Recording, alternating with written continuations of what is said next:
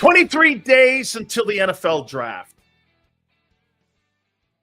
And a lot of decisions will be made when it comes to the Eagle roster. But I first and foremost want to start this thing out by giving you my take on the Tush Push play and what's going on down in Palm Beach. I think some of them dudes, them owners, and them general managers and head coaches need to have their man card revoked. You can't have a more football play than a goal line play. Stopping that play is the essence of football. And if you come to a meeting and you're telling me you don't think it looks like a football play, or you're talking about injuries, since when does ownership or that league give a shit about injuries to players? At one time, the National Football League had a guy by the name of Elliot Pellman, who was an arthritis doctor in charge of head injuries. This guy worked for the Jets. He had no medical background on dealing with head trauma. That was the guy that was in charge of head injuries in the NFL for over a decade. And they kept trying to tell the public that fucking head injuries were not caused by football. You see this Tush Push play? Let me give you guys a little insight. Anytime you hear the name Alan Sills, when have you ever heard that name? That's the league doctor. What they don't want are players coming back and saying that the Tush Push play had something to do with head trauma. This has got nothing to do with anything other than that. I mean, and it's a competitive, what some are saying, unfair advantage that the Eagles have. You can't have a better football play in your life than that. Goal line football. Stop it. Men going against one another. It's the quintessential play of football. Need to have your man card revoked and grow a pair. That's what this comes down to. Holy shit. You want to outlaw a play? Outlaw pass interference. The Tush Push play. Really? That's what you're freaking debating. The NFL wants to do one thing that's very clear. They want you as far away from contact as possible because they don't want to be in a courtroom having to answer for those shitty helmets they gave players for over 100 years. I'm not sitting here crying about the game. I signed up for it too. I knew the damages that it could do. Shit, I'm telling you right now, I barely can get up a fucking flight of steps. Talk to me about that shit. Okay? I mean, I signed up and I would do it again. But don't sit there and try to talk to me about what's good for the game. How would you know, Sean McVay? You need a Tokyo phone book to look your elders in the face. What would you possibly know? Grow a pair of balls. You soften the game up as it is. We're almost playing two-hand touch now.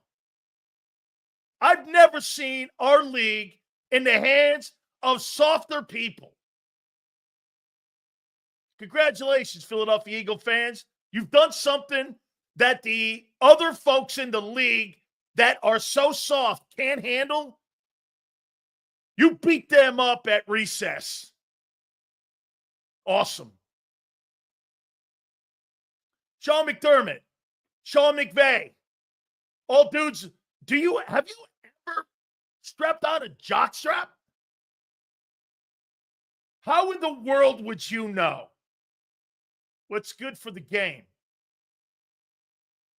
My God, I've never seen softer people in my life. Debating stupid shit.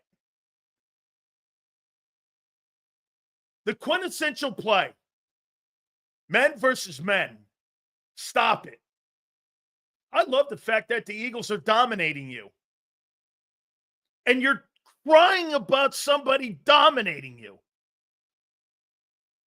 I can't think of anything weaker in my life. My daughter is beyond that kind of. She's one of the toughest people I know. She plays a contact sport every weekend. I can't believe it. You come to a fight with words instead of reality. Well, I think injuries can happen. And, it doesn't really look like a football play. How are you coming to an argument with those phrases on trying to get a play taken out of the game? Well, it doesn't look like a football play, and somebody might get hurt. Holy shit. Dude, every single play can lead to Mike Utley. Catastrophic paralysis at any moment. Well, this could lead to that. I don't think you can get any softer. And when you get Alan Sills, a name parachuted out of Park Avenue, and telling you, well, the research is starting to show us. I don't believe you, because I don't believe the league. These people had a fucking hairdresser in charge of head injuries at one time under Paul Tagliabue. And that guy's a Hall of Famer? How in the world did Paul Tagliabue ever make it to the Hall of Fame by denying the NFL in games and plays cost CTE? My God. What happened to the NFL? You're debating a fucking tush push. A goal line play. You know what I would do if I were the Eagles? I would fucking line up and I would run 65 of them. Skills, can we get 5 bold predictions on draft night? We'll do that, Kyle, I promise you. I'll write that down. 5 bold predictions for draft night. I love that topic.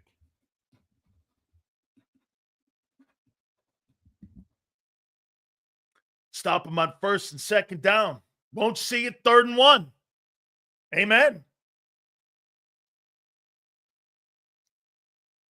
Man, I can't believe I'm talking about men in my sport that are that soft. Holy shit. Football is a physical game. But because we have snowflakes in our country now, they want to try to legislate that out of the game. That's why we're playing flag football now. So that everybody can play. Not everybody can play football. That's why there's more people in the stands than on the field. That's why there's only 16,000 men that have ever played the game still alive today.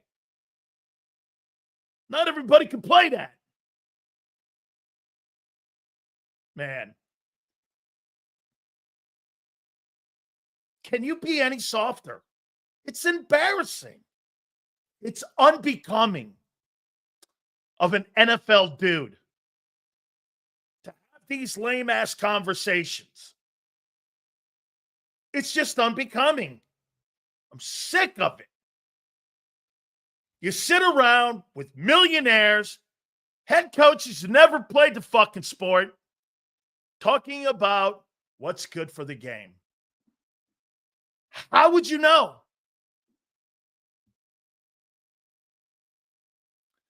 Any team who voted no, I'd run the score up on them. Man, David, that's kind. I would be the cheapest cheap shot artist you've ever seen in your life in games like that. David, that's a nice take, but I'm not in a nice mood.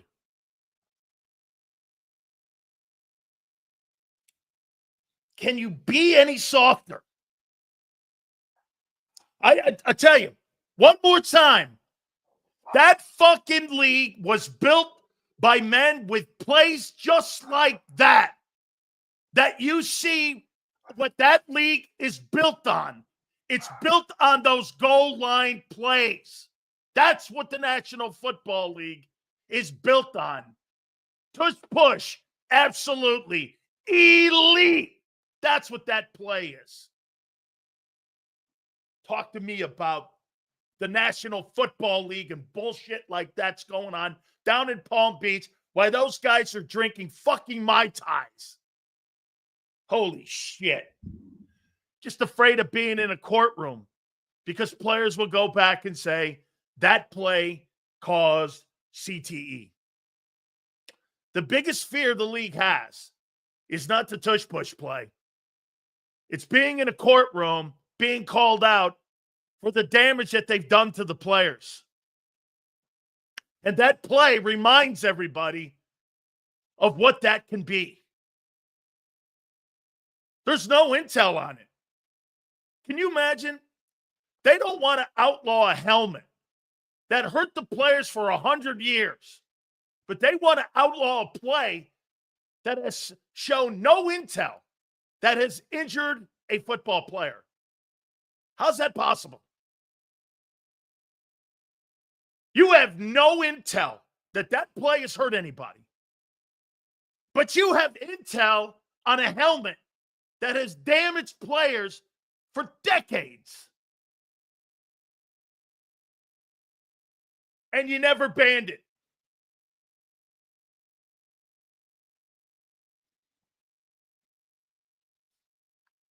Come on, man. Grow a pair. Show me you got a pair. I am more of a fan of that play now than ever. I swear to God, every team that voted against it, you know what I would do if I had a 25-point lead on you? I would run that play and I would jam the score on you as much as I could. I would run that fucking play until your guys ended up waving the white flag. Kudos to you, man. That's right. Can you imagine a guy like Concrete Charlie listening to how people talk about today's NFL? You come to a fight with arguments that say, this might hurt me, and it doesn't look really aesthetic as a football play. That's what you're arguing? I'd look at you and go, are you a ball boy or something? Seriously, are you a water boy? What do you do? Are you a waiter?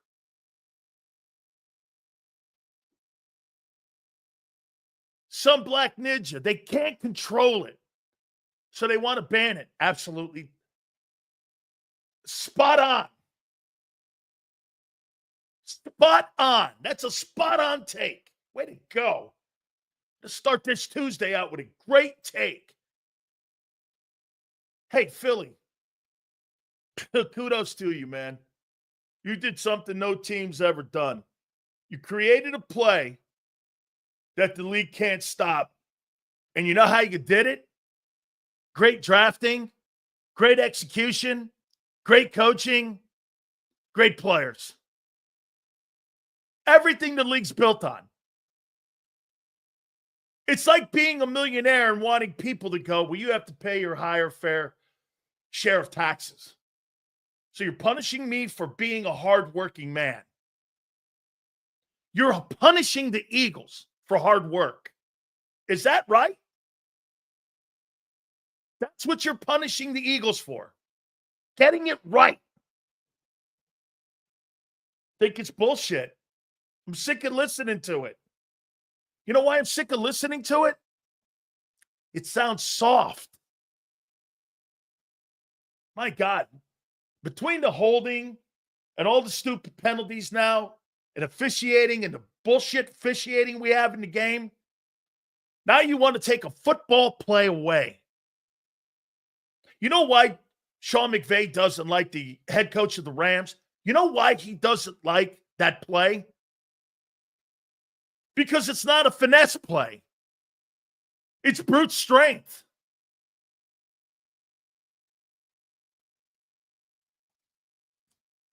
They've tabled the Tush Push, which is code for they've got to come up with a better way and formulate a better way of having the play eliminated. Don't kid yourself. Tabling it, it's being eliminated in some way.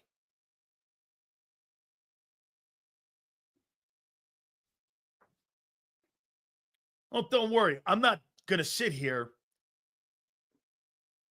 for another 3.5 hours and fucking talk about this soft ass mentality.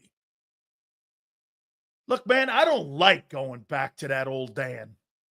But I'll tell you what, if I saw you starting to do that shit to me and I played on that Eagle O-line, I would beat the fuck out of you. I don't like that guy.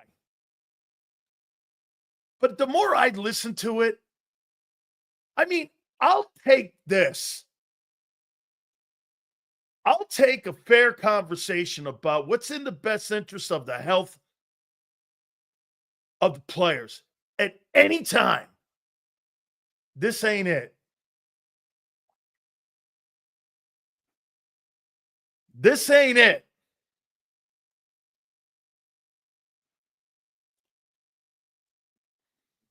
Nick Sirianni spoke. I took some things away. How he spoke to Kay Adams. I had a nice conversation with Kay. It's her first NFL owners meeting. I told her I've been to about 15 of them. I did the majority of my shows in broadcasting from the state of Florida, so I went to almost all of them for about 15 years straight. Orlando, South Florida, Tampa had them. So I've been to a bunch of these things. It's the owner and general manager and the head coach's conventions. A lot of business is done at these things. A lot of agents are down there. Guys, do me a favor. Please hit the like button. Supers go to the top. I took some stuff away from Howie. Still unsigned free agents. The replacements. We'll hit on that. And a little bit on Johnson. Okay? All right. Hit that like button. Holy cow. You notice all the people that the Eagles are playing are the ones that are crying about it? The Rams, the Bills. You know what I would do if I played on that Eagle team? I would be parading around and I would love it. What a merit badge. You want to ban a play because I'm going to run you over. What an absolute wonderful comment. And congratulations, Jeff Stoutland. You were so effective with your guys that you made the rest of the league take a knee to you. What an absolute, you're building an aura about that Eagle O-line now. You know how you have purple people eaters? Doomsday, the steel curtain. That's the kind of shit that you have in Philly now with that legendary O-line continuing to build up accolades. People talking about you. They're talking about you in the offseason on trying to stop you because you're so freaking dominant. Freaking great. It's just absolutely awesome. Craig Carton's going to join us at 3:30. We will talk to our friend Xander Kraus. Also, we're hoping to run down our friend Gary Cobb today. Hit that like button. A lot of things to go over from the owners' meetings. Usually you get some good intel. You're not going to get a lot of draft intel. Now, I posted this a couple weeks ago about the defensive back coach and the Eagle or former Eagle, CJ Gardner. Okay? People in the organization had a problem with CJ. Flapped his gums too much. Was a good player. Players like him. Nick commented on him today. But he flapped his gums. Christian Parker, the defensive back coach, and him constantly went at it with one another. And he had it. And the salary of 11-2 also played a factor in his exit. Gardner Johnson is a guy who wears his welcome mat out quick. Okay? Because of his mouth. Now, his attitude and his mouth are part of what makes that player a great player. All of that is the package you get with him. And you've got to be able to tolerate it. And obviously, the Eagles didn't want to tolerate it because that really kind of parachuted out of nowhere. And I agree with Denny. Gardner Johnson is not for everyone. But you can't deny his success in Philly. 2 NFC championship rings and a Super Bowl title. I don't know, 12 picks. This is going to lead me to Howie here. And I've got some criticism of Howie here because I don't believe him when he makes the comment about Barkley. Okay? Let's get into this. Do you believe Howie when he says he rewards players who excel and play great for Philadelphia? I don't believe that. I think he picks and chooses. Here, let's go down the list. 2 NFC titles and a Super Bowl championship and 12 turnovers for Gardner Johnson. Exit. Traded. Where's his reward? Hassan Reddick. 30-plus sacks in 2 years. Destroyed the NFC championship game. Wanted more money. He didn't reward him. Traded.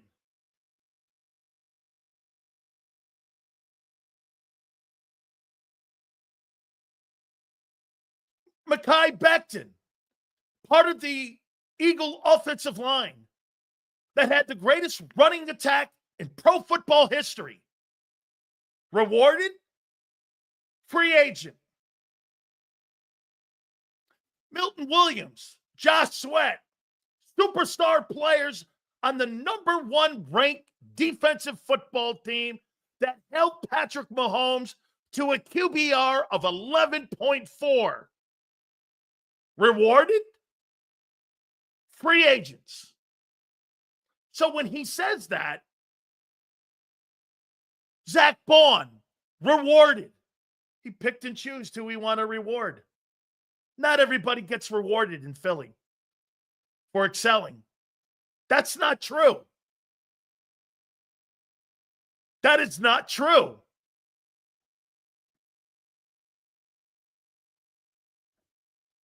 He rewarded who they wanted to reward. All the rest of those players were part of the Super Bowl also. As a matter of fact, Saquon Barkley was an added component already to a great run offense. Those other guys created the number 1 defense and greatest defense in Eagle history, or if you want to go this line, the most accomplished defense in NFL Eagle history. That's not true. We rewarded Barkley. How could you not? For the year he had. Okay? No one's debating that. But that line that if you come to Philly, we reward you is not true. For everyone. I see some folks going, you can't pay everyone. Exactly. It's a bullshit comment because it's not true. Well, Barkley and Bond were great. I know. They were. The comment in itself is isolated to who they want, not if you come here and excel. Every one of those guys I mentioned excelled. Slay, Milton, Josh. I'm not debating if you think you can replace them or not. I'm not debating that. That comment's bullshit. We can't keep everyone. No shit. Everyone doesn't get rewarded.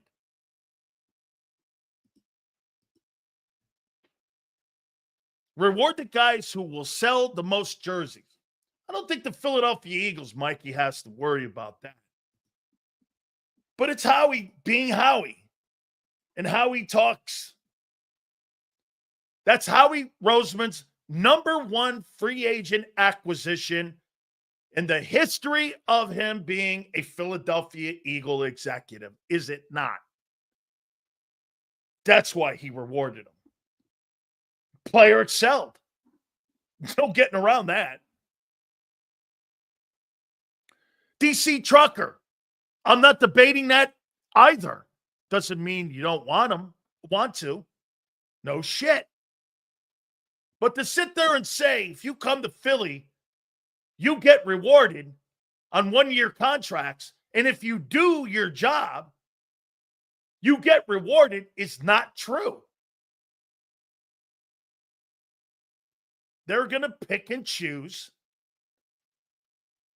who they think they're going to move forward with, whether you excel or not, whether they drafted you and you go on the open market. Seriously, you trying to tell me that you think Howie Roseman would have turned around and signed Milton Williams for $26 million? No. Milton Williams overachieved from where he was drafted, outplayed Jordan Davis, was one of the better defensive football players on your team. He was not rewarded in Philly. Shit, he was even drafted in Philly. Same with Josh. Sitting around telling Kay Adams, if you're a free agent and you come to Philly, he should have said we might reward you. And by the way, one more time, I'm not saying you don't reward Barkley, but you do not reward everyone. That's untrue.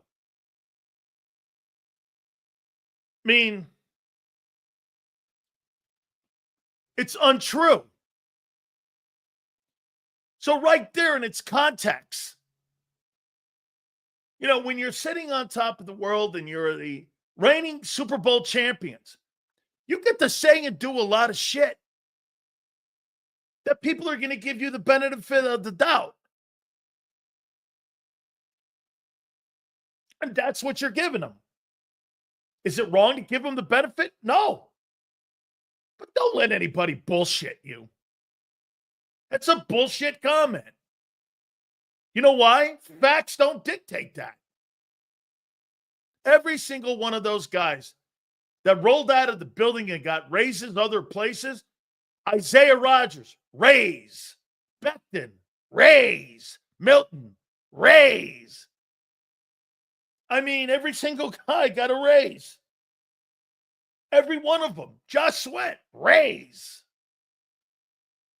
They got rewarded, all right. Now, maybe to the context where he's saying, if you come to Philly, you get rewarded, maybe not here, but other places, and you'll be rewarded. That's a fair comment.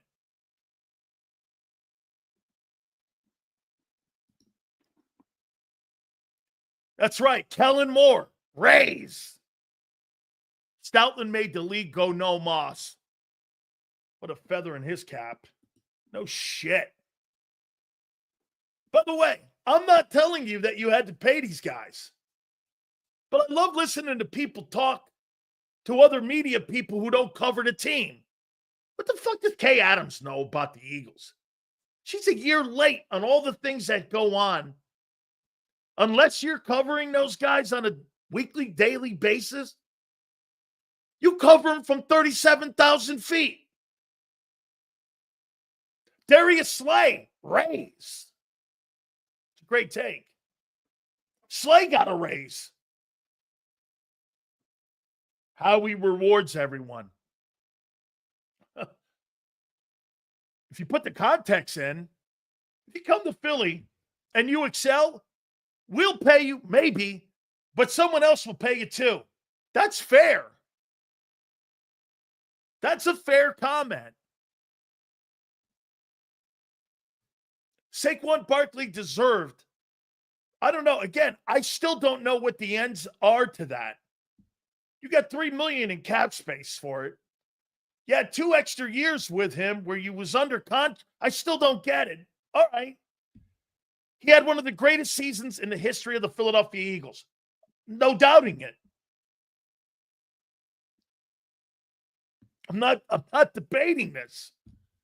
What I'm debating is being truthful. Would you run the Tush Push with K?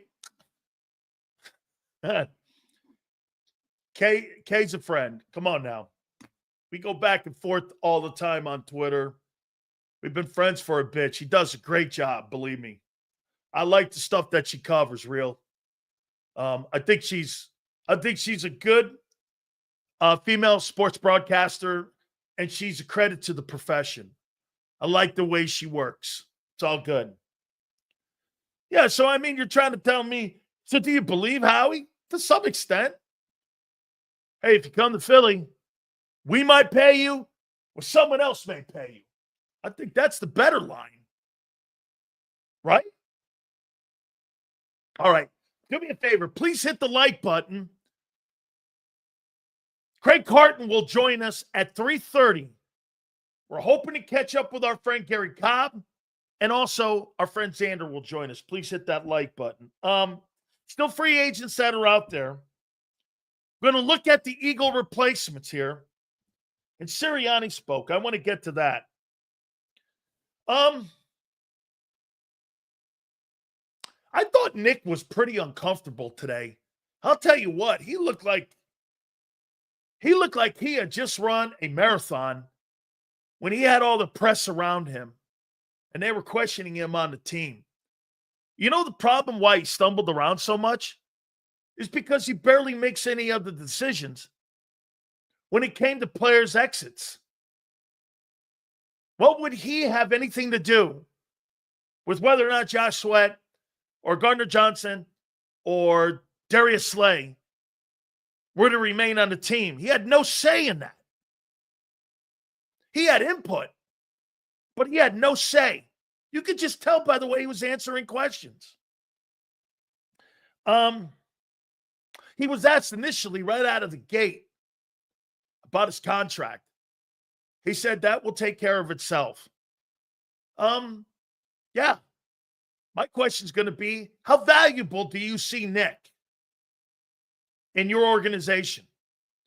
We're going to get a good sense of what the Eagles think of him and his winning and how he handles himself as a football head coach in this league. You're going to get a sense. Anybody with any kind of brains, if a guy has a 700 win percentage and is 6-2 in the postseason, what's the debate on making him the highest paid coach in the league? Get this. Here's Donnie. Players love him. Players don't pay him. I'm not talking about the players loving him. I'm talking about how much does the owner love him? How much does the organization value him? That's my question. We're going to find out. Andy Reid became the highest paid coach in the league after he won another Super Bowl last year. There's no chance in hell the Eagles are making him the highest paid head coach. And they should, if they believe that much in him and he's that much of an impact. How in the world don't you pay a guy with one of the greatest win percentages of all time, 6-2 in the playoffs, 2 Super Bowl appearances in 3 years? How don't you make him top 5? Fuck that, Neil. How don't you make him the highest paid coach in the league? Top 5? Who would be paid more than him? Andy, and then who? Mike Tomlin? John Harbaugh? The guy in Tampa, that Liam Cohen guy, just signed a $15 million a year deal. He makes double what Nick makes. Double. The head football coach at Indiana makes $10 million a year. Nick makes $6.5. Okay? Agreed. Nick's resume is insane. Shouldn't you make him the highest paid coach? If you think that highly of him, or no? Do the Eagles make him the highest paid coach in the league? Yes or no? Do they? I give Nick 10 to 15 million? Shit. Deion Sanders makes more at Colorado.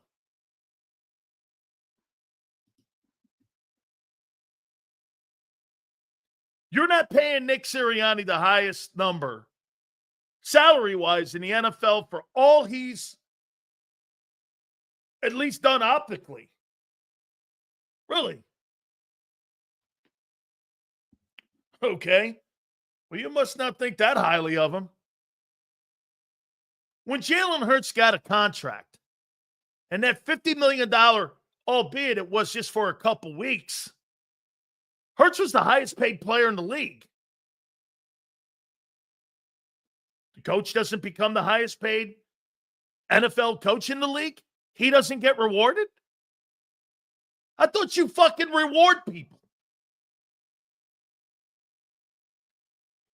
Let's see how rewarding the Eagles are with Nick's contract.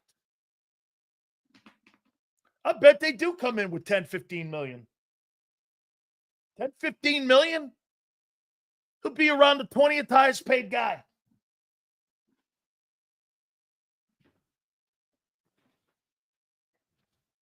About 10 million?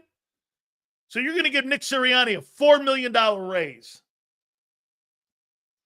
Must not think that highly of him. 10 million's fair? Sean McVay makes 19 million. Reed makes 22. Sean Payton, he makes 20. You're paying Nick 10? All right. All I need to know how the Eagles feel about Nick Sirianni for producing. I thought you paid people who produce. Guess not the coach.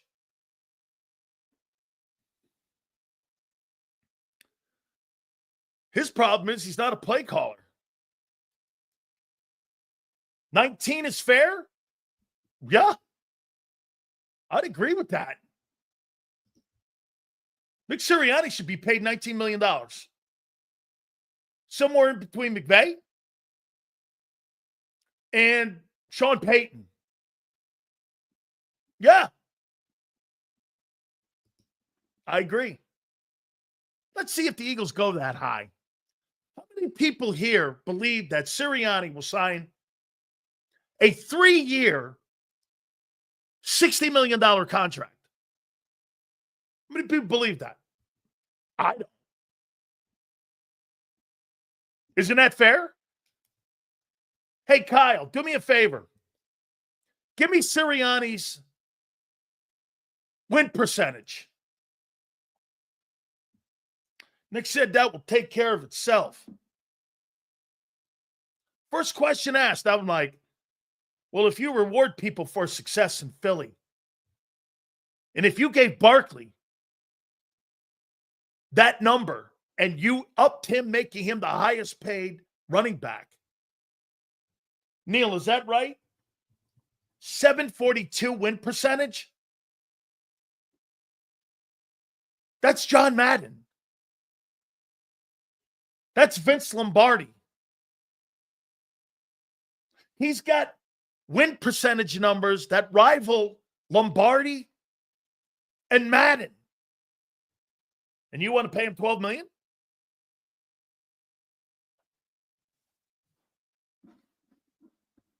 Let's see how you reward him. I can't wait to see this contract because you know why? I'll definitely get a sense of how you look at him and see him and what his value is to the organization. Remember something, folks. Paychecks matter, not fucking pat on the backs. Nice job, dude. Hey, what do you think I'm 10? So common sense would tell you that ownership thinks highly of Nick, only in words, considering they didn't give him the axe at the beginning of last year during the drama. Hey, Hoss, Rolla, pay me. Don't talk to me. Pay me. Man, I can't believe how people look at things in life, because I don't look at it like that. Telling me I'm doing a great job? You're only gauged by how well a job you're doing is by the salary that you make and what people think of you. Not a play caller. I think that does play something into it, Charlie.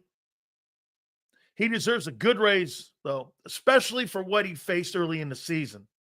Said he wanted his head first 4 games, and he turned it around, kept it real, and won the chip. Pulled the team together. Jason A-team. That's fair. The one job that Nick had to do, he did it. Yes. You know what's funny? Nick Sirianni is not gauged on his coaching year to year. He's gauged on how he handles his assistant coaches year to year, because that's been his story. Do you understand why the Eagle organization may have a problem making him the highest paid coach? You know why? Every year he's been a head coach has been different because of different coordinators. There's nothing consistent about the way he coaches.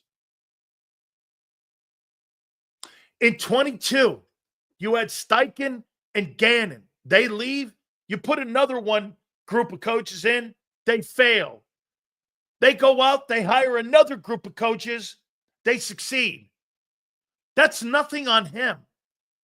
That's organizational decisions that came to play callers. Vic Fangio. Who do you think did a better job of coaching last year? Nick Sirianni or Vic Fangio? Who do you think did a better job? Who do you think the organization, if you had to pick one coach between those two guys, who had a better year, Vic or Nick? Vic made personnel decisions. He was the guy that made it and played players that people thought were bust. Howie made a move for Bryce Huff. Vic didn't need him. Think of that. Howie Roseman thought he was improving the defense. Vic goes, well, I'm not using your number one move. No, thank you.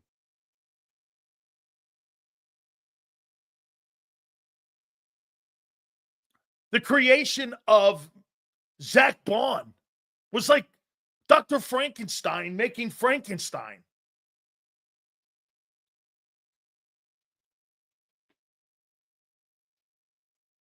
Well, it'll be very interesting to see how much the Eagles pay him.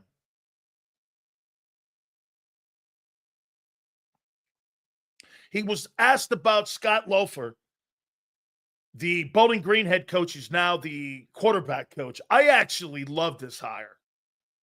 He's a fiery guy. I think he fits right in. It'll be interesting to see the type of relationship that he and Kevin Petullo and Nick Sirianni have. He's a fiery guy. He's coached Brady. He's coached some really great players. And fundamentally, he has a great knowledge of the game. I think that's a great under-the-radar hire this year by the Eagles. As a matter of fact, I would personally say that might be even a better hire than the elevating of Kevin Petullo. That's how much I like him. I was not a fan of Nick, but I think we forget how big a Super Bowl win is. My fear is that he starts to think he's the smartest guy in the room again, like 22. Surgical. I don't think I think Nick Sirianni does one thing that's superior to Doug Peterson. I think he's got a better feel for the room. Charlie, Coach Brady at Michigan.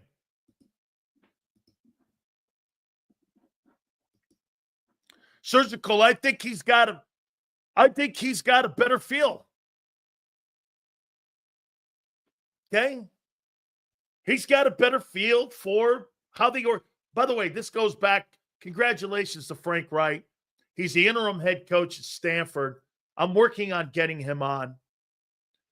And he and Andrew Luck, who is the general manager now of football operations for Stanford football, have come to the conclusion that it's only a one-year deal, and they're going to have him go in there and run the football program for this year, and then they're going to go on a nationwide search to find his replacement to be the long-term head coach at Stanford. But there's no doubt Frank educated Nick on how to handle Philadelphia, because Doug was constantly in a tug of war with Howie, and then it became a tug of war with the owner, which you're always going to lose. Doug Peterson, in the end, was his own worst enemy because he didn't want to go along. You know, that's one of the things in today's NFL head coaches and why you don't see a lot of old school coaches. Nobody wanted to hire Bill Belichick. Why? Because they don't want to get in those tug of wars on a free agent here, who to draft. Bill doesn't want to get into that. A guy like Sean McVay, who has Les Snead and Kevin Demoff in the building, they're going to work with those people. People are looking for head coaches today that work with the analytics group, work with the GM, and watch the owner's money. And that's the one thing the Eagles do great. The political politics of how you run a team, the Eagles are the best. Would we not agree to that? The head coach knows his role. The GM knows his role. And the owner oversees all their roles. And what I like about the GM and head coach, they don't bitch like Buddy, the guy in France. It's the best political football run team in the league, the Eagles. And I think the Rams are probably second.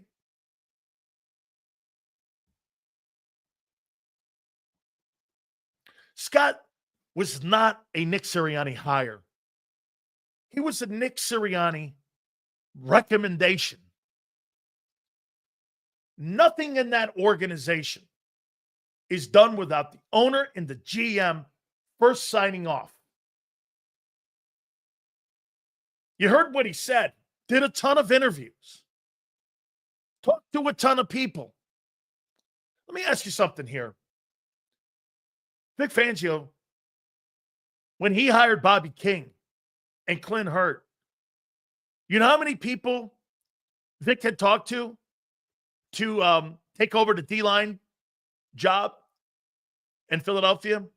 How many people do you think Vic Fangio interviewed for the D-line job? in Philly. I know this because I asked Clint. How many people do you think he hired or interviewed to be the defensive line coach? One, Clint Hurt. That wasn't by committee. A guy recommended Bobby King. He didn't know him from a can of paint, but a guy he highly respected, Pete Carroll, recommended him. Bobby King got the job. Vic's not going through some interview process to hire his guys. That's why Vic's getting a lot of autonomy and retooling the football team on that side of the aisle. Vic makes decisive decisions. That's why the offense at times last year was inconsistent. The defense never was inconsistent. It got better every week. Why? One dude in charge. Clarity.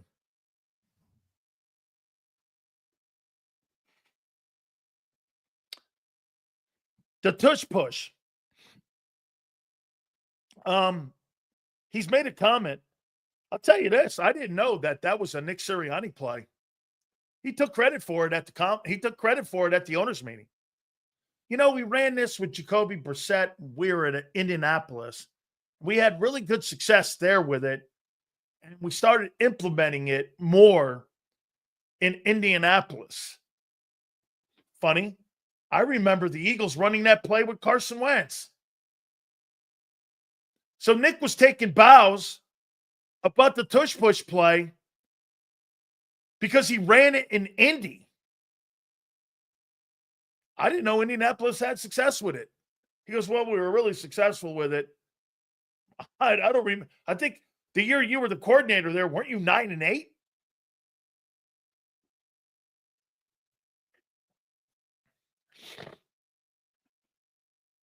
Was he taking credit for the Tush Push play?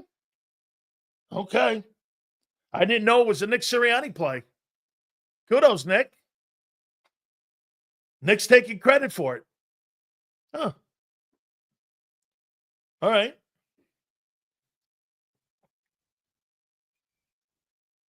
I'll say this to you about the Green Bay Packers putting this out there.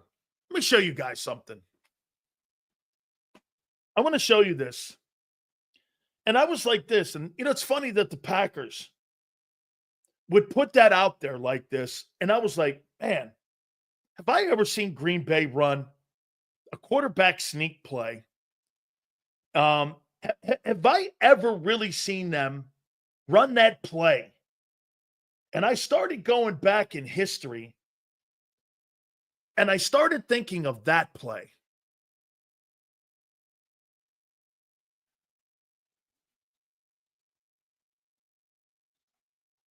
One of the most famous plays in Packer history in the Ice Bowl was Star in the Ice Bowl.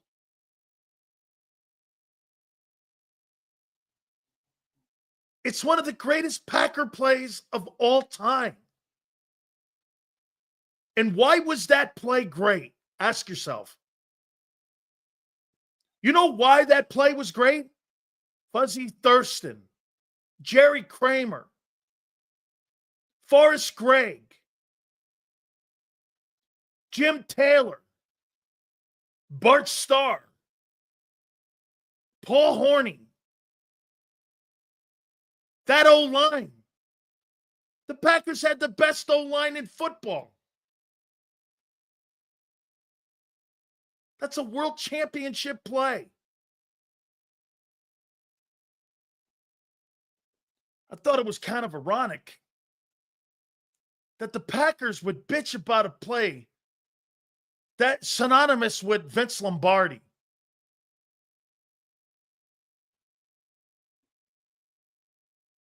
Do you even know about your history? One of the greatest plays of all time. And you got Matt LaFleur, the Green Bay Packer current head coach, going, it's really not a good football play. Well, I'm sorry. It's not a really good football play? Try telling that to Lombardi, who won 5 titles in 9 years with that play. The fuck are you talking about?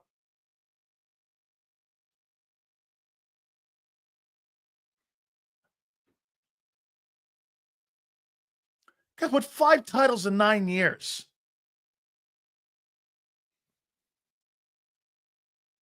And Vince Lombardi would look at the current head coach and go, you must be a new head coach in that flag league. And I did say flag.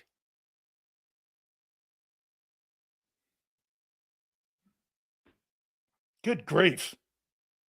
How did the Packers not know that? Coming from a Green Bay Packer organization with Vince Lombardi, and you're whining about the Eagles and the Tush Push play. Okay, times have changed. Good God. The current guy, Matt LaFleur, is anti-Vince Lombardi. I've seen it and heard it all now. The fucking trophy that the Eagles hoisted up February 9th, the current head coach of the Packers, is against a Lombardi play.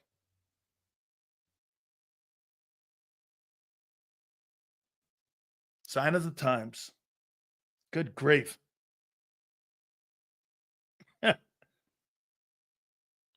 One of the most famous plays of all time in the Ice Bowl. There was 3 seconds on the clock. World championship on the line. The Packers want to outlaw that play.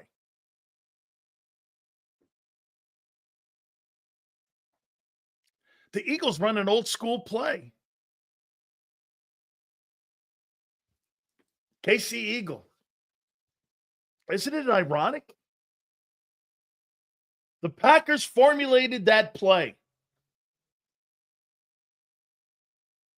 that won them 3 championships in a row. And they want to outlaw that play that led to their greatness.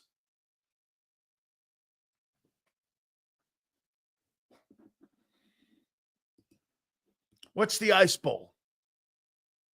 Well, it's in a historic time when the league had tough men playing it.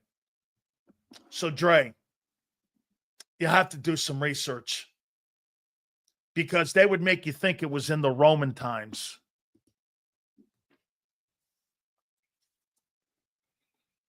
Quarterback sneak being outlawed by the Packers is, without a doubt, one of the most absurd things I've ever freaking seen.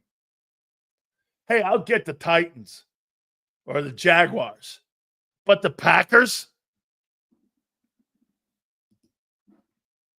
Rip Tush Push 2025. You knew this was happening after Goodell's Chiefs got smoked. Yeah. Yeah, he likes the face of the franchise being a Clark Hunt, a Hunt family operation. Absolutely. Chiefs, historically, because of Lamar Hunt. Dude, the AFC Championship trophy's named after Lamar Hunt. Yeah. I mean, it's named after the owner and founder of the Chiefs and the AFL. And let's move on. The Packers want to outlaw The quarterback sneak tush push play. Yeah. All right. The ice ball was back when the Pack were men. And the Packers had the best O-line in football. Thurston, Kramer, Forrest Gregg, Ringo. You know what's all in common? They're all Hall of Famers. Forrest Gregg, Jerry Kramer, Ringo, Starr. All four are Hall of Famers. G. Lane, Mulata, Landon, Cam Jurgens, all Pro Bowlers. Anything in common? Green Bay Packers. I was thinking, watching, and I was watching Matt LaFleur talk, and I'm like, I wonder what Lombardi would think of him. You know what he would probably tell him? Go set up the cone drill. Go set up the cone drill. Or go get me some tackling dummies. Vince would absolutely vomit on him. Let me give you guys a little insight on Vince Lombardi and my family.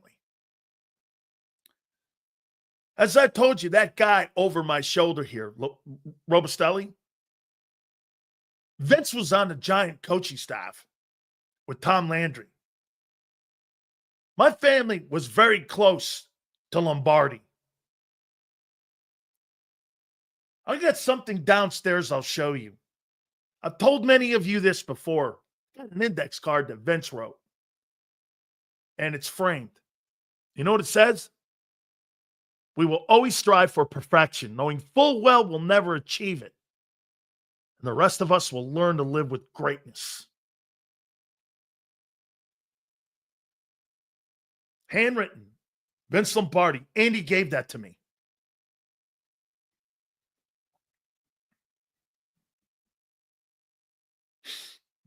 Packers want to outlaw it. All right, let's go here. Gardner Johnson. Nick was asked about his contributions. And he said, absolutely. I think Nick said all the right things publicly. But we now are hearing that the organization inside, many people, especially on the defensive side of the football, had problems with Gardner Johnson. Okay? Yeah, that jersey back there was it's an heirloom that was handed to me that hung in the old Giants stadium. That's Robustelli's Ring of Honor jersey when he was inducted into the New York Giants Ring of Honor. He's a Pro Football Hall of Famer and former MVP of the league. That's why I put that up, and he's one of my mentors, Robustelli. So that Robustelli jersey, yeah, that hung up in Giant Stadium. Gardner Johnson, we may never know the real truth. Okay? Hit the like button. Thank you, Cody. Craig Carton's going to join us at the bottom of the hour. Not bad, 121, a lot better than the last couple of days. Please, guys, all supers go to the top like Q here and everyone else.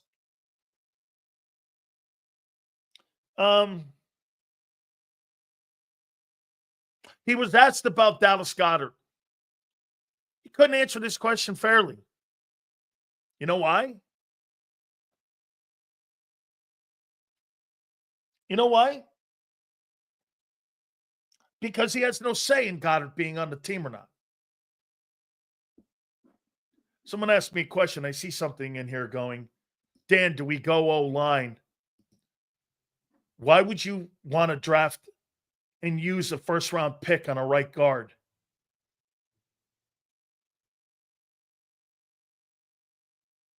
I would never draft an O-lineman. with the intention of playing him at right guard in the first round.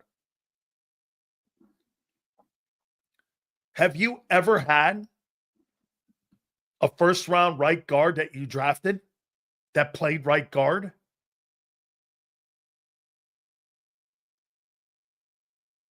You move people to that position. I'm not drafting an offensive lineman at 32 to make him a right guard.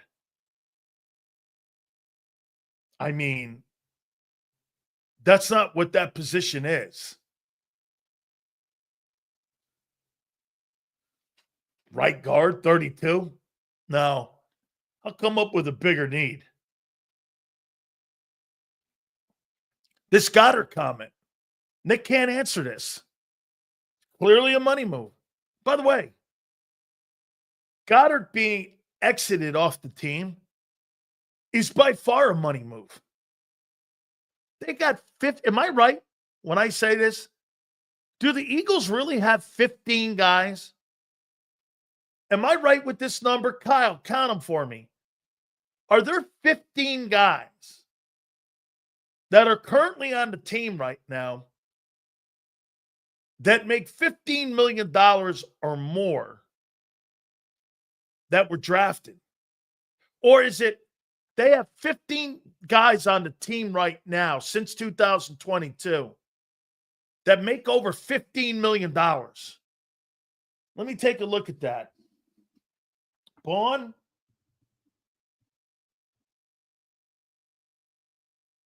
Mulata, Landon,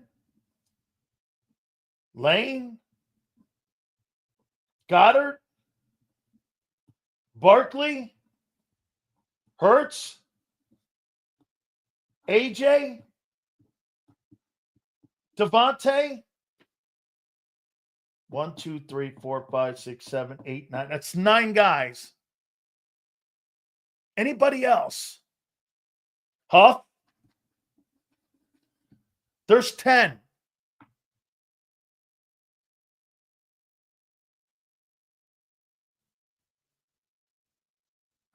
You got 10 dudes on your team that make 15 or more million dollars. As of right now. Right? I don't think there's anybody else. Cam doesn't yet.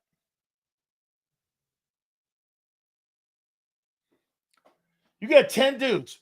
1, 2, 3, 4, 5, 6, 7, 8, 9, 10. Counting Huff.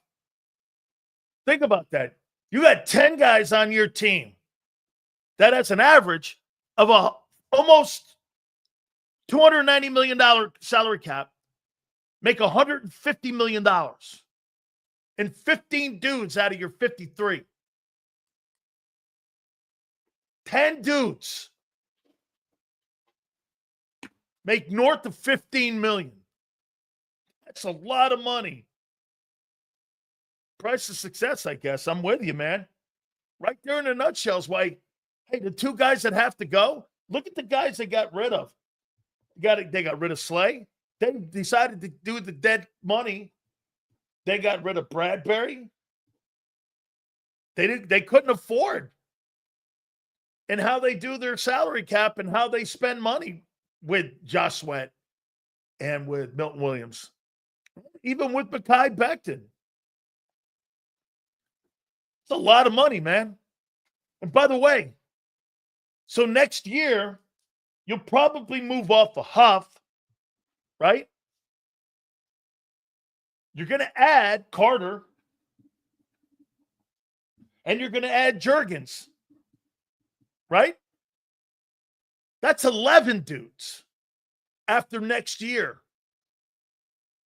And if Nolan has the year Xander thinks, that's 12, making north of $15 million.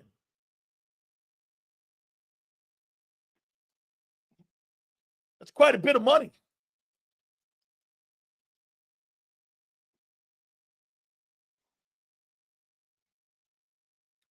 I mean, I'm trying to think Kansas City. The center, they got rid of Tune because of that. You got the quarterback, the center, the defensive tackle. I think you got 3 guys making north of $15 million in KC. You got 10.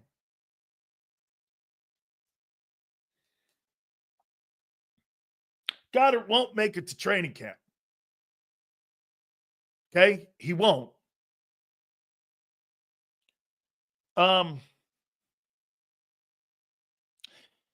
Here's Nick.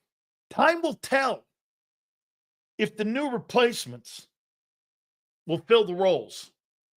Funny when I say it, you guys get these dudes penciled in as superstars. Nick's like, time will tell. If we have the guys in the building that will step up and they're the guys. He's right. I completely agree with your head coach. Time will tell.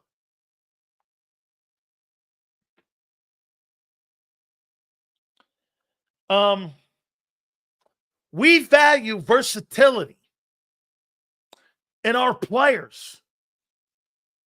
Milton Williams was a quintessential player in versatility. That's what made your defense great. He could play all up and down the line of scrimmage. Sweat could play in a 3 or a 4 technique. He could play in a 3 front or a 4 front or a 5 front. They had great versatility. Shit, you know what made Q great? How about what Vic did for him?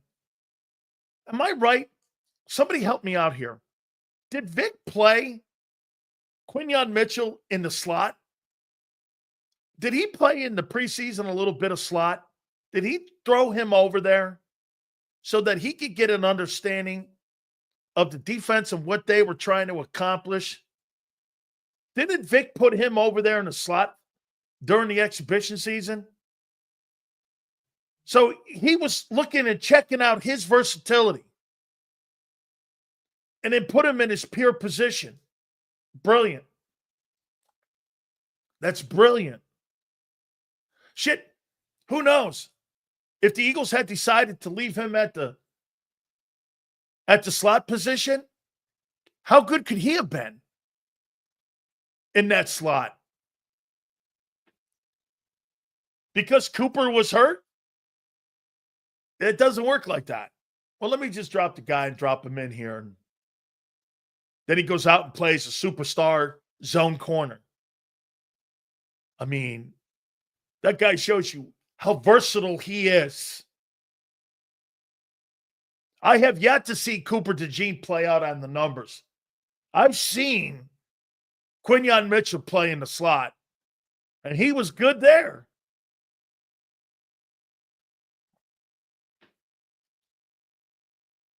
Versatility is a key.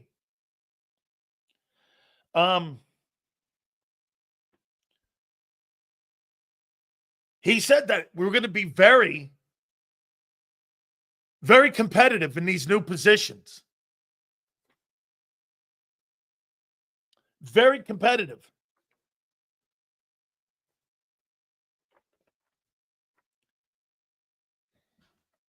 I like what he did.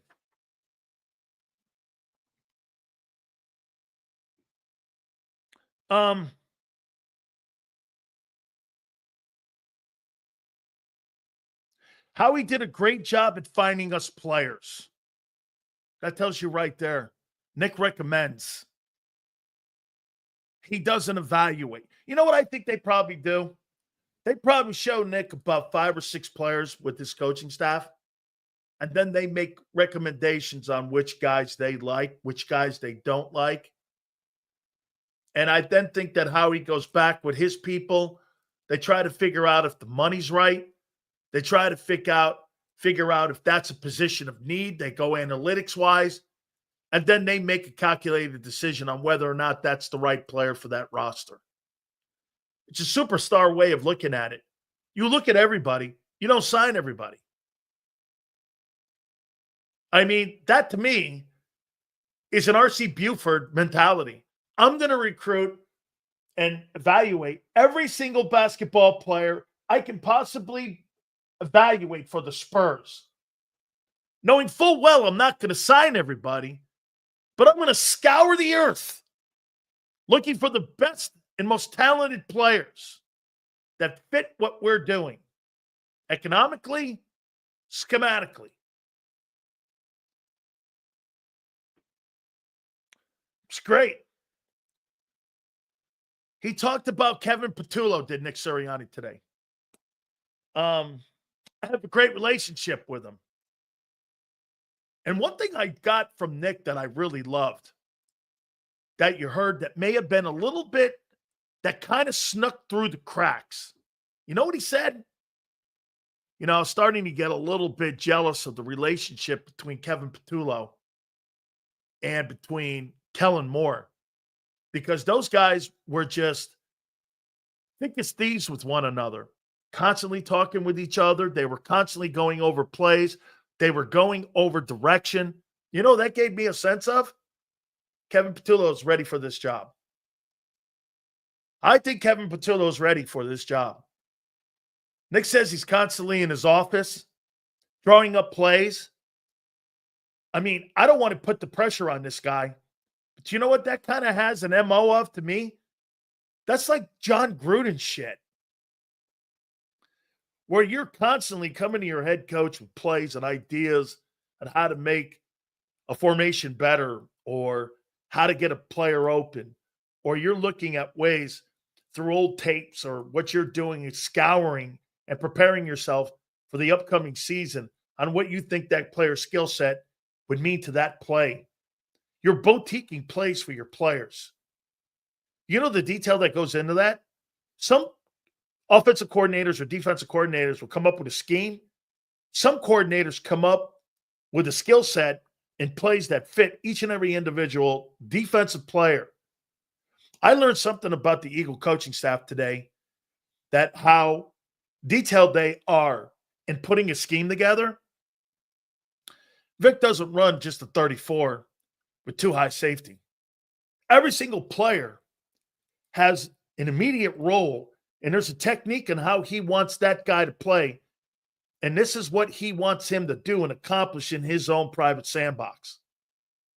And he draws this out with the outline of the defense and what that defense. Do you understand? He's doing dual track. This is your skill set. This is what you do best. This isn't, we're going to stay away from that.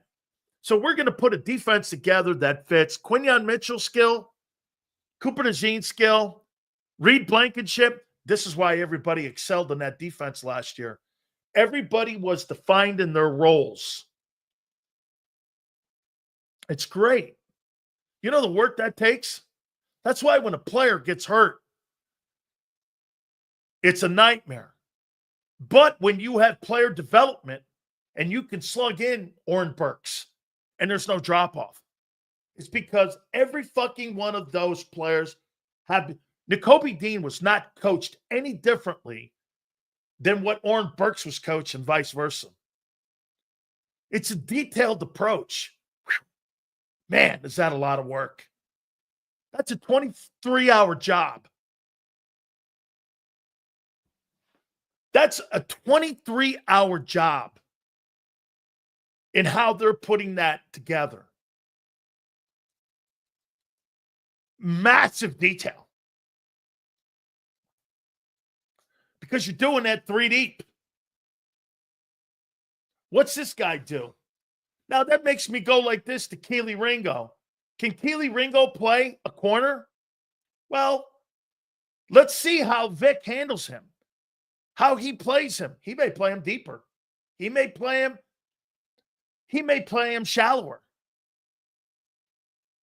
I don't know yet. A guy with great speed and size, you may play Keely Ringo shallower than you did with Darius Slay because he's a bigger dude. Now, there's a chance of getting beat over the top like that. But that's why you got Cooper DeJean back there in the slot.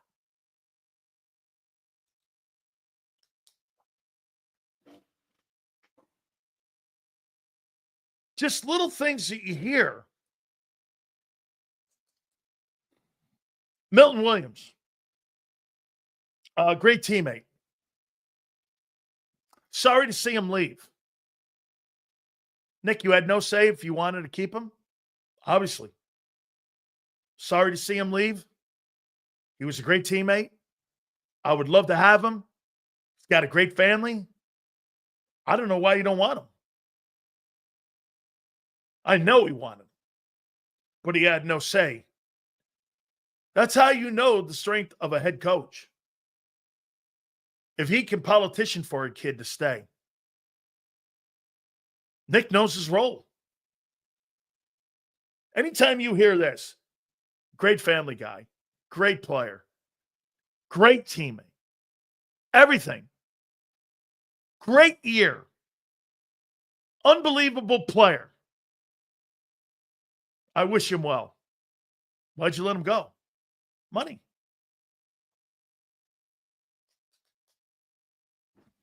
Okay. That's some way to let someone go who excelled for you. I thought you pay everybody. Don't you pay everybody?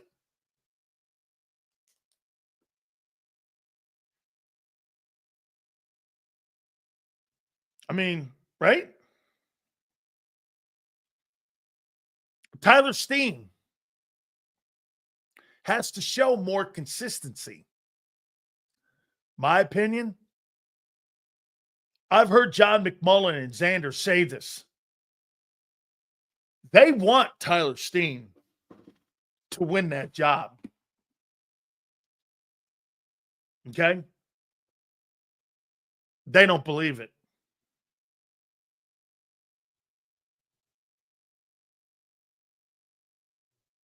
They don't believe it. That he's going to win that job.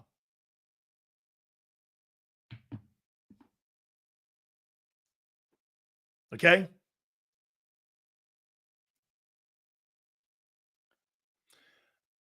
I see people over here. Hey, guys, stop acting like the NFL owners.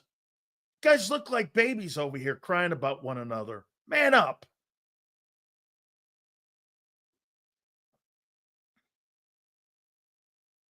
Nick loves Nolan Smith. Constantly brings his name up. I think he thinks he's the next leader on that defense. Okay? I think he thinks he's the next leader. He thinks highly of him. He says great things.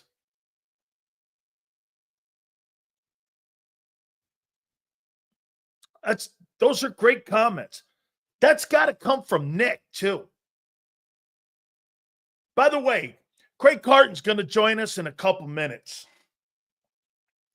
Craig does a great job on FS1. And former WFAN and WIP host will join us here in a couple minutes. And we'll get a perspective from him on New York, both the Giants, Jets, and his take on what he sees with the Philadelphia Eagles. And also, too, I'll ask him about the Tush Push and what's going on. You know, remember something. Craig may not like the play because why? They kicked the shit out of the Giants with that play.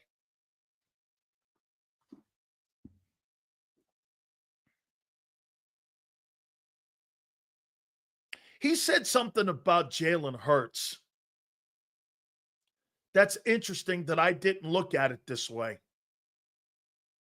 How many coordinators now has Jalen Hurts had since he's been the starting quarterback in Philadelphia? Let's take a look at that. First was Nick. Then it was Shane Steichen. Then it was Brian Johnson. Then it was Kellen Moore. Then, and now it's Kevin Patullo. So it's 5 professionally since he's been a starter in 2022, right? 5 coordinators he's had since he's been a starter. Nick said something interesting, though. Doesn't it make sense? The more success that Jalen has, those guys are all going to go. Only one of them. By the way, Brian Johnson's now the quarterback and passing coordinator in Washington for a team that went to the NFC Championship game. So let's take a look at this with these 5 guys. Okay? Look at the 5 guys that have been with Hurts. Every one of them have had success. Shane's the head coach of the Colts. Brian Johnson's a passing coordinator for a team that made it to the NFC Championship game. Kellen Moore's the head football coach of the New Orleans Saints. Kevin Patullo has a Super Bowl ring as a passing coordinator in Philly. Makes sense, doesn't it? The more success Jalen has, these guys are all going to be coveted by other organizations. Right? I mean, if you have success, these guys are going to be pursued. Every single person that he's worked with is currently in a role of success. If people in Washington and Cliff Kingsbury thought that Brian Johnson was going to be a bad influence on Jaden Daniels, there's not a chance he has that role in Washington. He excelled. So it's not a failure. This guy, Brian Johnson, would it shock me if Brian Johnson's an offensive coordinator somewhere in the NFL in the next 2 years? No. Every guy he's had success with, really, the guy he's had the least amount of success with has actually been Nick Sirianni.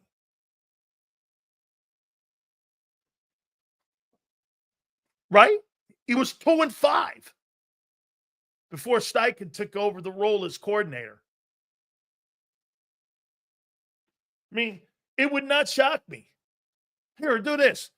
If Jaden Daniels has a follow-up year and he's killing it, Kingsbury and him are going to be in line, and Brian Johnson will probably be a coordinator somewhere in the league, or he could be the coordinator in Washington if Kingsbury gets a job. Hey, James, don't tell me that if Cliff Kingsbury gets a job somewhere else that they're not going to elevate Brian Johnson, because they will.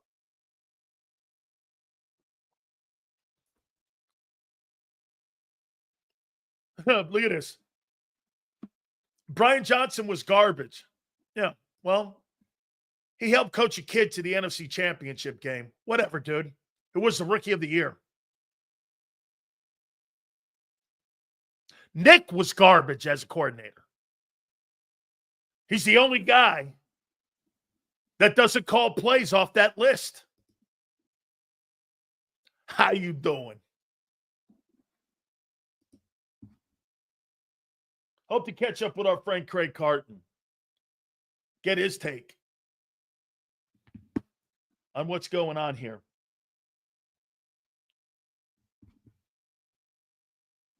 Daniels is going.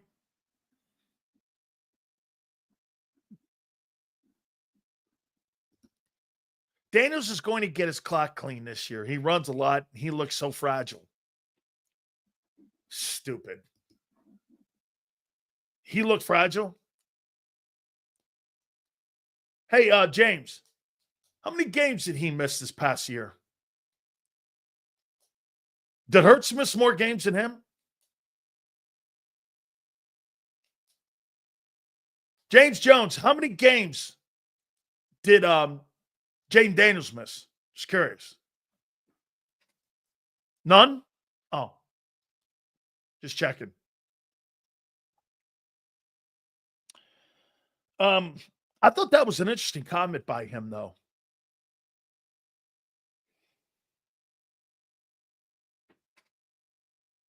He was asked about the backup quarterback role. And he's comfortable with it. I think he was good with it too. with the backup role. I do. I think he was great with it. I want to go over, and before we get Craig on, hopefully we can catch up with Craig Carton here. We're efforting our friend. I believe he does that show on FS1. Breakfast Ball. We had SHREDS on a couple weeks ago, if I'm not mistaken. Okay, so hopefully we can catch up with Craigie and get his opinion coming up here and get his thoughts here. I'll text him over too, Xander. I know that you're working on it too, so probably Xander at 4:30 because I haven't heard anything from Gary Cobb yet. Let me see here. Ready? There we go. So I know Xander's working on it. Working Craig. There you go. So we'll get to Howie here. But listen, I thought Nick handled himself. Yeah, Craig's a diehard New York fan. Well, he's broadcasted his entire career in New York. Okay. I mean, and he's based in New York. I think he went to Syracuse too, if I'm not mistaken. Yeah, I think I don't personally think that Jaden Daniels is going to take a step back.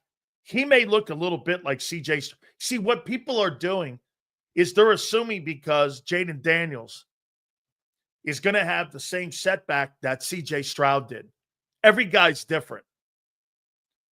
Jalen Hurts, to some extent, from the 22 start to the 23 start, had kind of a step back because of coordinator stuff. Nothing has changed in Washington. They've actually added pieces. There's no exits. They added Tunsil. They added Debo. Again, not one of those players with one move is going to be a move where you go, wow, that's going to change the fortunes. It's the collection of moves. That's why I say this, people with Philly, with the Eagles' exits. It's not the fact you're losing Josh Sweat or Milton Williams. That's not detrimental. When you lose 13 players that were instrumental in helping you win a Super Bowl, like Howie said, the roster's incomplete right now. How in the world can people sit here on April 1st and go, well, we're going to be in line to win the Super Bowl when you've had so many exits?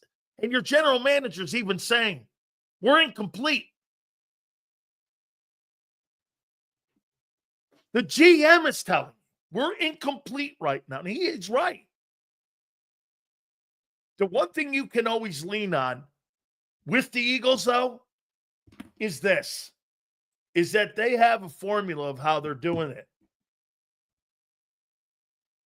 I showed you. Right now, the number one thing for Philly, you got 60. Here's the two numbers that you've got to be concerned about if you're Philly. $65 million in dead cap money, which is third in the league. And you got 10 guys on the roster right now. And that number's going to escalate with the amount of players making north of $15 million. I can't think of a team in the league that has more players at that number than the Philadelphia Eagles do. And the majority of them are on one side of the ball. And that's where you get in trouble with an unbalanced salary cap. It's not that you can't pay him. It's not that he can't come up with these deals. It's the fact that you're only on one side of the ball. You got to constantly be jettisoning guys like Gardner Johnson, Milton Williams. We're not talking about 35-year-old guys here. You're talking about 27-year-old guys that you developed, drafted, and are letting walk out before they're 28. That's not a win. Letting Milton Williams go and Josh Sweat go before they're 28, that's not a win. You got to make tough decisions. I agree, 100%. You've got to make tough decisions. Why? There's a fundamental thinking and a process in Philadelphia where what? They believe in offense. and that offense is going to carry the day. Last year, offense carried the game. Defense carried the year. That was the story. The defense got you to the Super Bowl, and the offense finished it off. Well, really, the defense, too. Mahomes had 11.4 QBR in that game, which is the lowest in his career for any game he's ever played in. Okay? So if Daniels will takes a step, it will probably be due to trying to pass the ball to no hands Deebo Samuel. Samuel, you're missing the point. Deebo Samuel's not the centerpiece in that passing offense. They're working on a contract extension as we speak right now for Terry McLaurin. Terry McLaurin is the centerpiece to that passing game, not Deebo Samuel. Deebo Samuel is in the second role. He's not in the front role. Again, you miss it again here with Deebo. Deebo has been downgraded to the number 2 wide receiver where he was utilized in San Francisco along with Brandon Ayuk. But Ayuk took that role from him. So they started putting him in that 2 role. He's in the 2 role in Washington. He's not the frontline receiver in Washington. Terry McLaurin is. And that's why they're going to pay him north of $30 million. McLaurin's going to be the next $35 million a year wide receiver. And he deserves it. He's one of the better players at his position. He's wide receiver too. As a matter of fact, Terry McLaurin is not A.J. Brown. He's not.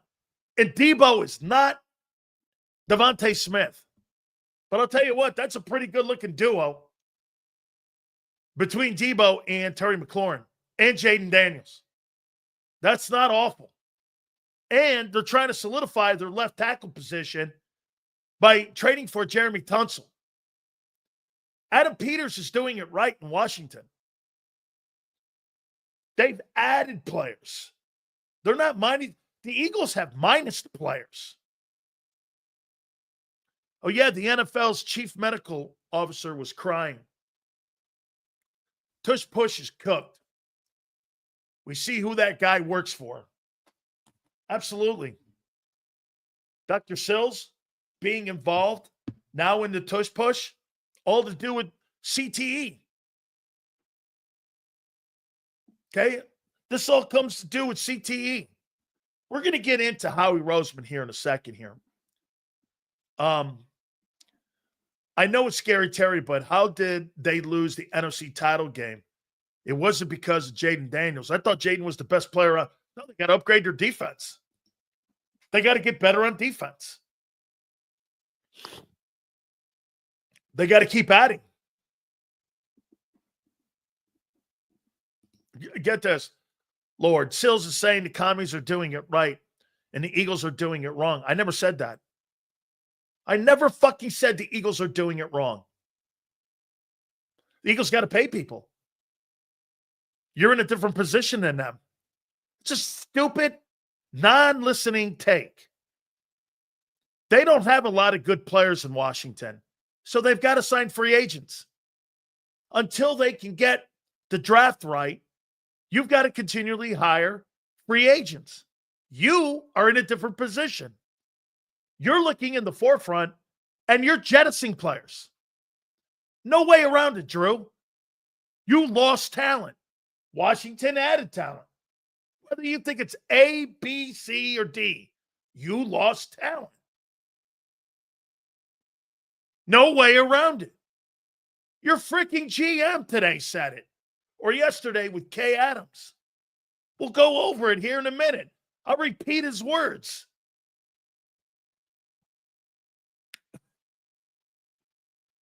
I'm not telling you you're doing it wrong. I'm telling you you're now paying your bills. What am I saying that's wrong? That your GM didn't say and your head coach. guy's butt hurt. Not uncommon.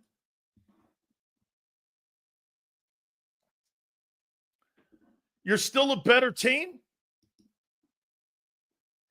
We'll see. Your defense, I don't know who they are. You might be. You might not be. I knew on February 9th you were by far a better defense than them.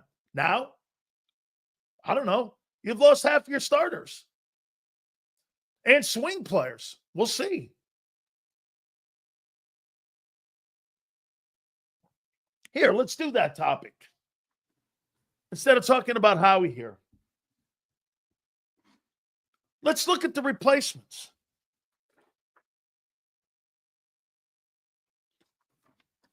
I wrote this down here. Hang on.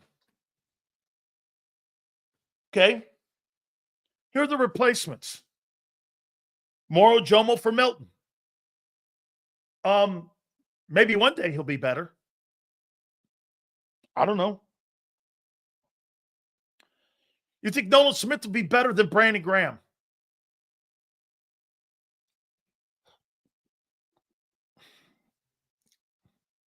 You think he'll have the type of career, 15-year career?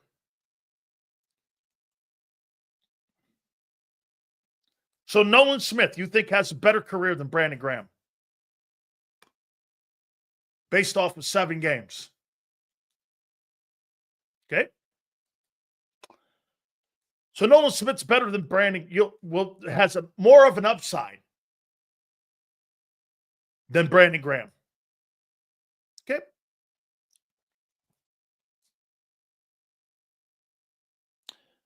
Bryce Huff's going to take over for Josh Sweat. Is that right? Or one of these dudes you signed? These are the replacements we're talking about.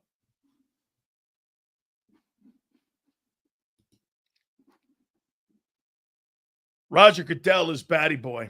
I swear, buddy locks Mahomes in his dungeon and forces him to spam deep balls with only a G-string on. Come on, man.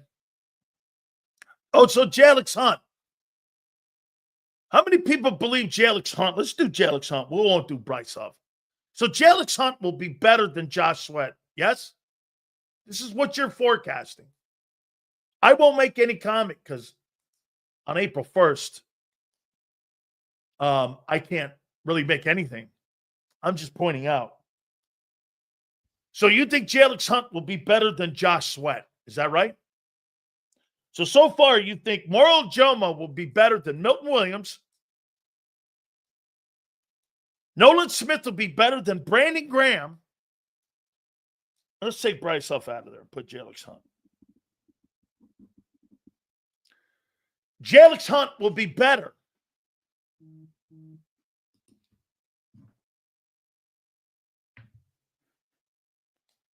than Josh Sweat. Craig Carton's going to join us in a couple minutes. How many people believe that Sidney Brown will be better than Gardner Johnson? You guys believe that too? So, in the 4 guys I just mentioned, you believe Moro Jomo will be better than Milton Williams. Nolan Smith will have a better career than Brandon Graham. And Jalix Hunt will be better than Josh Sweat. And Sidney Brown will be a better ball player than Gardner Johnson. Okay? How many people believe that Keely Ringo, these are the replacements, Keely Ringo will be better than Darius Slay?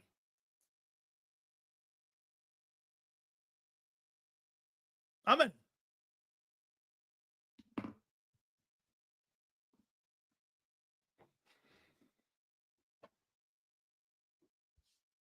Dude, I know Craig Carton talked sports in Philly for a while at WIP. My boy Gary Cobb was going to join us a little bit later. But I'll tell you something here, man. You've lost 5 starters off that defensive football team. 5 starters. 5 contributing starters off the #1 ranked defense in national football. And you telling me you think on April 1st, no April Fools here, that you think you're going to roll out there and you're going to roll into a football game with dudes who have played 100 snaps. You're out of your tree. Don't work like that. I'm going to get to Craig in a second. You're telling me you think Mauro Jomo's going to be a better player than Milton. Nolan Smith's going to have a better career than Brandon Graham. Jalen Hunt's going to be better than Josh Sweat. And Sidney Brown's better than Gardner Johnson. And Keely Ringo would be better than Slay. You're out of your minds. You're out of your minds. All right. The Tush Push. I don't know about you, but of all teams that are bitching about it, you guys don't know about the Ice Bowl. And Bart Starr running the quarterback sneak at Lambeau Field and capping off 3 championships in a row on a quarterback sneak. So Matt LaFleur goes, that's not a football play. Of all places to be bitching about it, the Green Bay Packers. Let's get to our friend Craig Carton. Does a super job on FS1. One of the absolutely best dudes there is. We had Schlereth a week ago. What? Oh, what's going on, my friend? Boy, I tell you, I didn't realize how old you were, but the fact that you were in the stadium for the Ice Bowl, wow. Oh my gosh. You look great for 96. I got to tell you. Oh my God, what a jackass. Hey man, what's your take on this thing here with the owners down there drinking mint tulips down there in Palm Beach, arguing over a play like the Tush Push play? Where are you on this?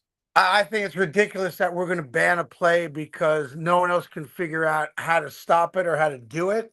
And if you look at the stats, while it is obviously very successful and no one can emulate it, no one can stop it, it's only a little bit more successful